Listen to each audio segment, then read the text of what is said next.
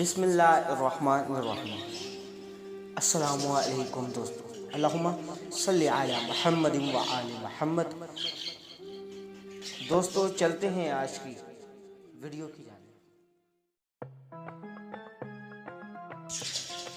پیغمبر اسلام صلی اللہ علیہ وآلہ وسلم نے فرمایا ہے کہ راستوں میں بیٹھنے سے بچو۔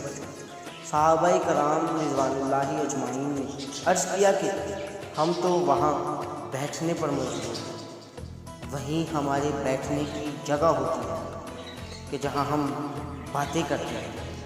اس پر آپ صلی اللہ علیہ وآلہ وسلم نے فرمایا کہ اگر وہاں بیٹھنے کی مجبوری ہی ہے تو راستے کا حق بھی ادا کرو۔ صحابہ کرام رضوان اللہ اجمعین نے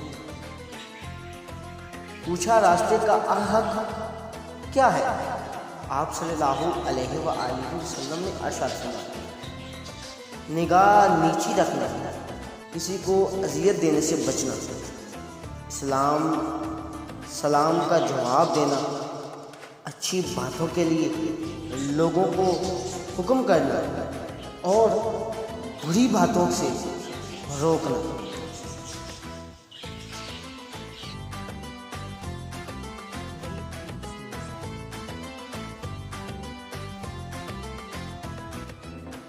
تمام دیکھنے والوں سے گزارش ہے، اگر آپ کو یہ ویڈیو اچھی لگی تو برائے مہربانی اس چینل کو سبسکرائب کریں، اس ویڈیو کو لائک کریں، شیئر کریں اور کمنٹ کریں۔ نئی آنے والی ویڈیو تک انتظار کیجیے۔